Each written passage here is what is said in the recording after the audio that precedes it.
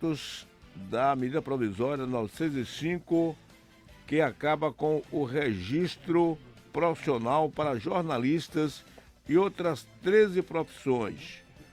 Esse evento contou com a presença de Moacir Neves, que é o presidente do Sindicato de Jornalistas da Bahia, o Sinjoba, do radialista Walter Vieira, presidente do Sindicato Radialista de Feira de Santana, e nós estamos aqui com a presença de Moacir Neves, também da professora Marli Caldas, e da FAT. Esse evento foi realizado na Faculdade Anísio Teixeira.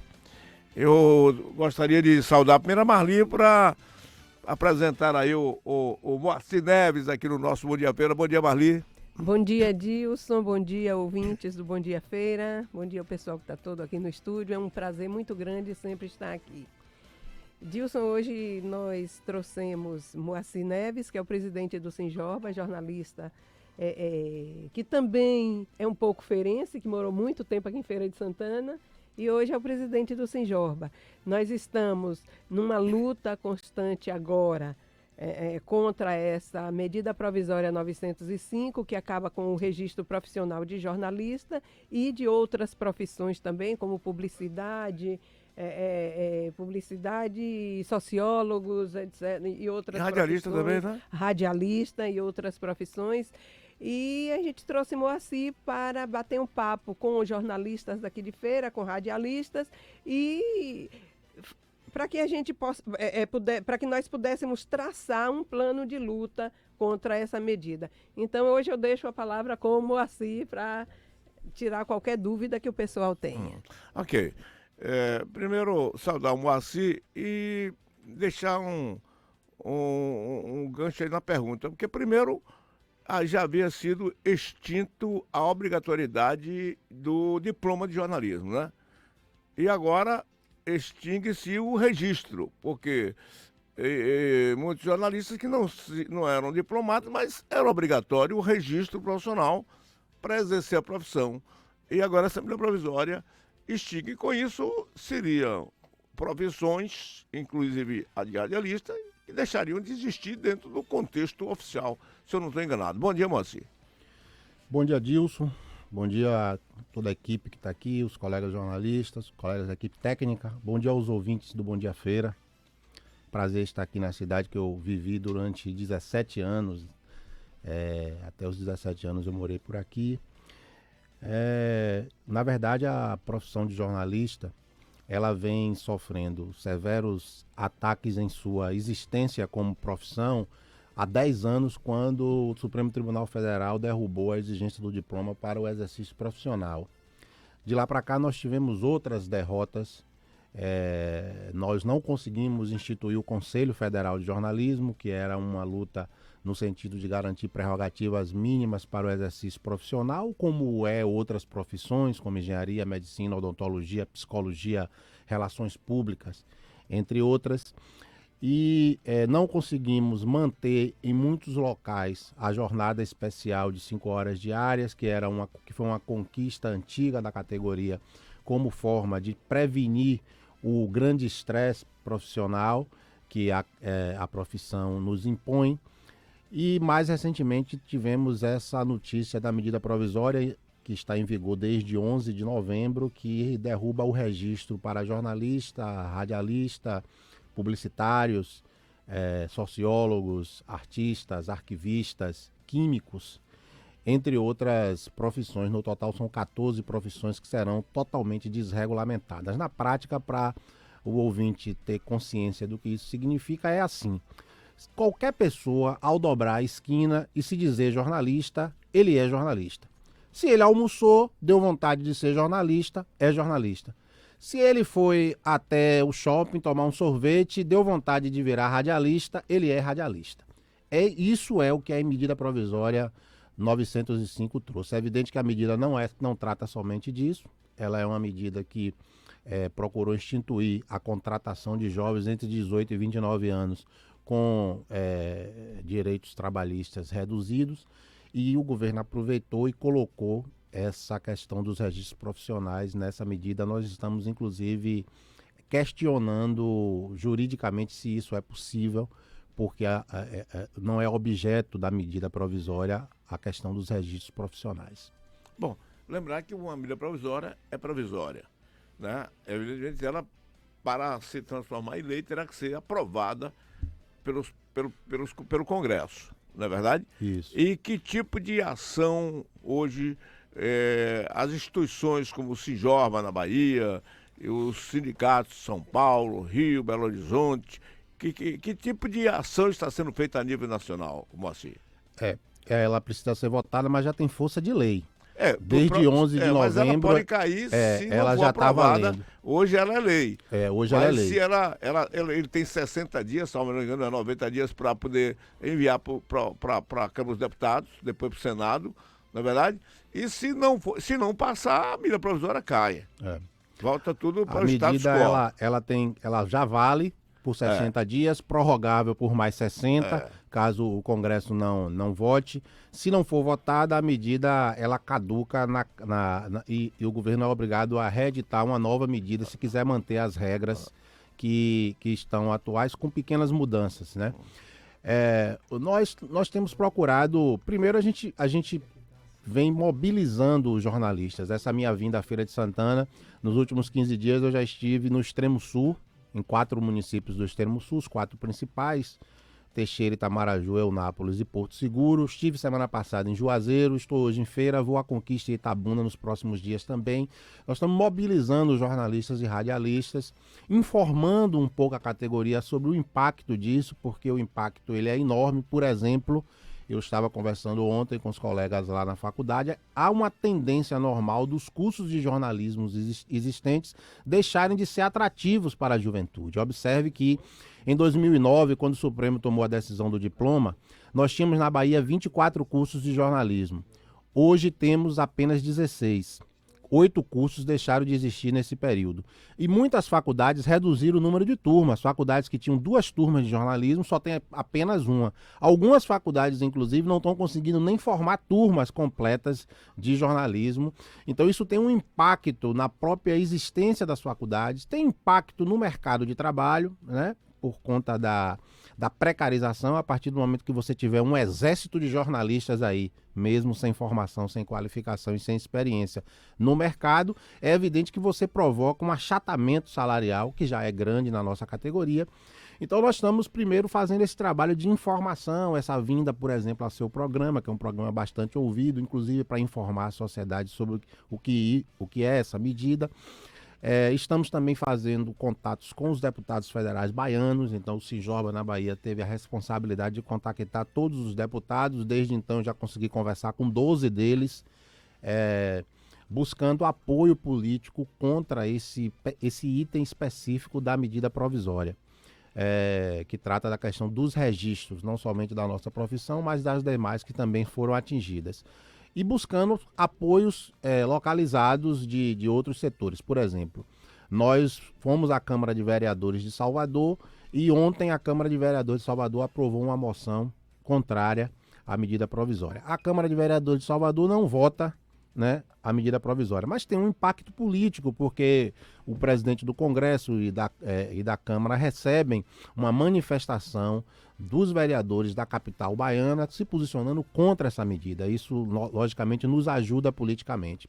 Estive na Assembleia Legislativa, numa audiência pública na última segunda-feira, e de lá também deve sair uma moção de apoio à nossa luta contra o fim do registro. Então, nesse momento, nós estamos articulando a categoria, mobilizando a categoria, informando a sociedade sobre as medidas e buscando apoio político para derrubar a medida no Congresso. Agora, no nível nacional, Moacir, porque teria que haver uma união nacional, né? Isso. Você está fazendo a sua parte aqui na Bahia. Você tem informação dos demais estados? Tenho. Nós temos uma federação nacional, que é a Federação Nacional dos Jornalistas, que congrega os 29 sindicatos de jornalistas existentes no país. Nós temos os 27, das 27 estados da federação, nós temos um sindicato e temos 2 estados que têm sindicatos específicos, então são 29 sindicatos trabalhando em todo o país neste sentido. Eu estou fazendo minha parte aqui na Bahia e em outros estados os sindicatos estão fazendo sua parte e a Federação Nacional está coordenando esse trabalho de articulação política. A federação tem uma ação mais concentrada em Brasília, né? Está junto já à comissão especial que foi formada com senadores e deputados para debater essa medida provisória, já está atuando nesse sentido, e a gente faz essa pressão nos estados. Aqui na Bahia, eu posso informar, a gente tem tido uma boa receptividade junto aos parlamentares federais, tanto de oposição como da situação também, porque não é uma medida razoável, se você for analisar ao pé da letra, você desregulamentar profissões tão importantes para a sociedade como a profissão de radialista e de jornalista. Isso, em medida final, é um ataque à própria democracia. Os jornalistas e radialistas fazem a mediação entre o poder constituído e a sociedade, e você permitir que qualquer pessoa possa exercer a profissão de forma regular é um risco enorme. Imagine que vocês aqui entrevistam deputados, prefeitos, o governador, as autoridades, e a partir desse momento qualquer pessoa pode fazer isso, e ele será obrigado a conceder entrevista sob pena de ser acusado de atentar contra a liberdade de imprensa, sob pena de ser acusado de estar censurando o trabalho da imprensa na medida em que ele for abordado por radialistas e jornalistas beneficiados por essa medida que eu considero esdrúxula e absurda. E hoje, com a facilidade da internet, né, qualquer um põe um site, um jornal online e começa a fazer besteiras por aí afora, né? Fake news, tudo quanto é lado. Realmente, como você coloca, é um risco para todos nós, né? O indivíduo despreparado. E, sobretudo, tem um detalhe interessante que é a parte jurídica disso. Quantas ofensas são praticadas, às vezes até o jornalista é desinformado até das obrigações, do direito, da responsabilidade, né? Das ofensas que muitas vezes são lançadas voluntário ou involuntariamente, muitos até por desconhecerem. Muita gente acha, não, mas você falou, o indivíduo deu uma entrevista e ofendeu a B e C, como se a responsabilidade também não fosse do jornalista que transmitiu aquela mensagem, né? Tudo isso faz parte de uma formação profissional, né? E o registro é o elemento que vai dizer se aquele indivíduo está preparado ou não. Porque, na verdade, mesmo sem a exigência de diploma, as delegacias regionais do trabalho, as superintendências regionais do trabalho, que substituíram as delegacias, elas mantinham critérios razoavelmente rigorosos para conceder o registro profissional. Então, eu vou sempre à sede da superintendência lá em Salvador para verificar os novos registros que são feitos. E quando eu estive lá no mês de outubro, o profissional responsável me mostrou alguns pedidos de registro. São coisas absurdas que as pessoas apresentam para comprovar que exercem a profissão de jornalista. Então vai lá num blog, publica um texto, assina e faz um print e apresenta a cópia como comprovação de trabalho. Então a delegacia, ela filtra isso. Então ela exige que a pessoa realmente comprove o exercício profissional de jornalista para conceder o registro a quem não tem diploma. Com o fim da regulamentação, a própria delegacia perde até sua função para essas profissões, né? Eu estive com a procuradora do trabalho de Juazeiro na semana passada, a doutora Edésia, e ela se mostrou bastante preocupada. Ela disse para mim o seguinte: olha, se essa MP 905 for aprovada do jeito que ela está, nós, procuradores do trabalho e auditores fiscais do trabalho, perdemos completamente a nossa função. Podemos pegar o nossa pastinha e voltar para casa, porque a gente perde completamente a função, já que a MP não trata especificamente da questão de jornalistas e radialistas, e essas outras 12 profissões. Tem muitas outras coisas que a medida provisória traz. Então, a desregulamentação total do trabalho, com riscos para o futuro do país, né? Porque na medida em que você não tem trabalho regulamentado e você não tem remunerações condizentes com o exercício daquelas profissões e daquelas funções, isso tem um comprometimento em toda a economia, em todo o ciclo econômico. Nós estamos bastante preocupados com o que vem por aí. Ok, Moacir, eu fico feliz em saber que está se fazendo alguma coisa, né? Não se está calando diante de um absurdo desse, né? Não sei, o presidente Bolsonaro parece que está perdido nessa parte de comunicação. Não sei o que é que acontece. O governo é contra o jornalismo, é contra a comunicação, é contra a divulgação dos fatos verdadeiros. Mas eu só espero que eu também, né, me sinto nesse momento aviltado, né?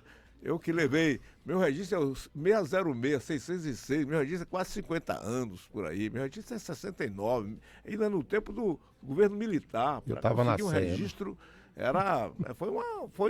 você sabe, o meu registro teve que, em pleno regime militar, teve que o presidente do sindicato se mexer até em Brasília para poder registrar jornalista naquela época. É. Me lembro bem, a dificuldade mas aquilo para mim foi uma conquista. Né? E de repente, meus 50 anos de jornalismo não vale nada. São carreiras de profissionais como você, Dilson, Dilson, que eu aprendi ouvindo quando criança ainda aqui em Feira de Santana. Eu tenho 50 anos, é o tempo do seu registro. Que ficam ameaçadas diante de uma situação dessa. Observe que você e uma pessoa que você encontrar na rua aí, que se disser radialista, estarão no mesmo patamar. É evidente que os seus ouvintes vão saber diferenciar um e outro.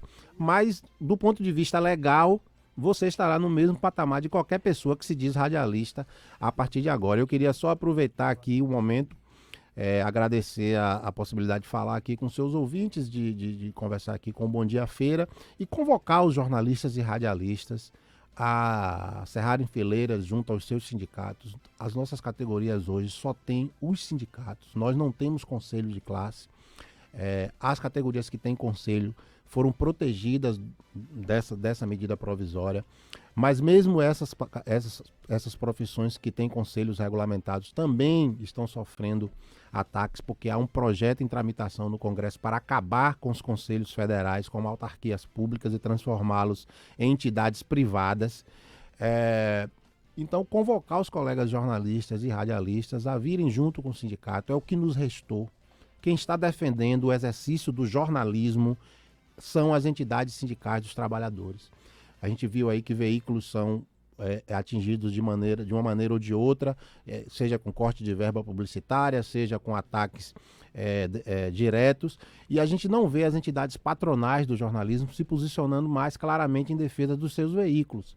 E quem tem defendido isso são os trabalhadores. No final das contas, somos nós, aqueles que produzem a notícia, que está atrás das telas, não somente aqueles que apresentam, mas aqueles que produzem, que termina pagando o preço de uma crise do setor de comunicação, seja com demissão, seja com redução salarial.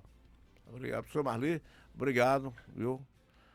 Seja bem-vinda sempre aqui com as suas informações boas.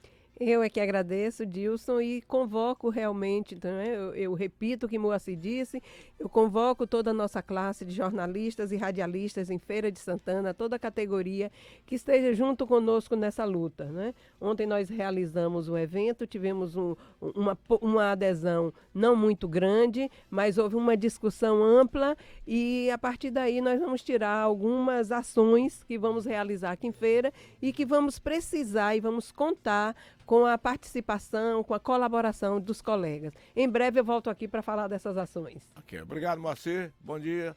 Marli, bom dia. Vamos ao nosso sequência.